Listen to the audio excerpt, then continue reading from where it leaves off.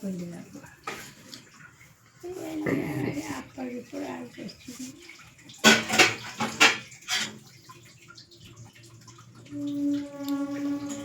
ఏం చేయబిడ్డ అప్పటి ఇప్పుడు కాడికొస్తుంది.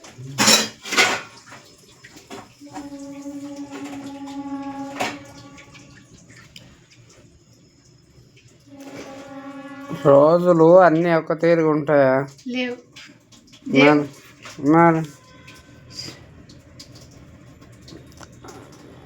అప్పుడు మీ నాయన ఉన్నప్పుడు రోజులు వేరు, మీ నాయన ఉన్నప్పుడు రోజులు వేరు, ఇప్పుడున్న రోజులు వేరు.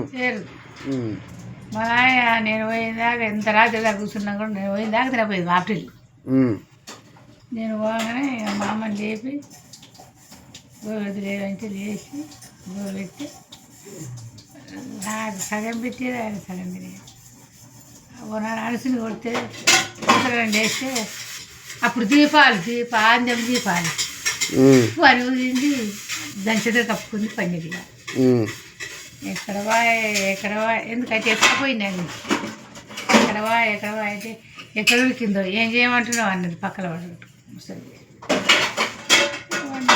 పొద్దున్న చేసి అప్పటితో 5 పిల్లలు వండ పెట్టుకొని ఇంట్లో అంతే. నాకు భయమైన అది. అప్పుడు భయం ఎందుకు? ఆకిట్లనే వండేటోళ్ళం మనం. 2 మగవాళ్ళు 3 ఆడవాళ్ళు అందరు వండ పెట్టుకుంటే నాకు భయం ఉన్నా కానీ నేను పోయి వండేది. అంత సినిమా లేదు. ఎండాకాలం అయితే ఆకిట్లనే వండేటోళ్ళు.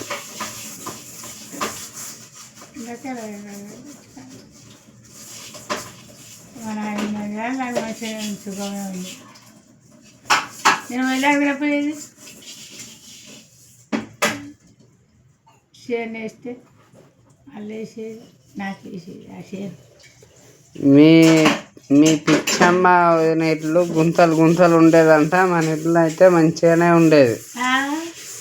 మీ పిచ్చమ్మ వదిననా గుంతలు ఊరేక ఏడ ఆంజనేయులు కాడ అమ్మగారి గుంతలు ఉండేది. సొరుపు అది అక్కడ. మన ఇల్లు నీట్గా ఉండేది. మరి నీట్గానే చేసి ఎంతవరకు చేసుకొచ్చున్నావు?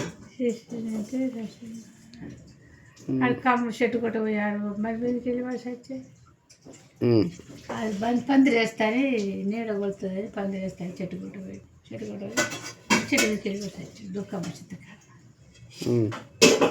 మేము కళ్ళ బయట వస్తున్నాం. అప్పుడు ఏం పాడుపడ్డాయి ఆటోలా మోటార్లా అన్నీ నడుపుకొని బండి నడుపుకొని పోతే వేసుకొచ్చా. మోర పెద్దలు కానీ చెప్పిండు అంతే చెప్పరా అన్ని పిలుచుకురా పోరా మోరని అంటే అన్ని పిలుచుకొచ్చి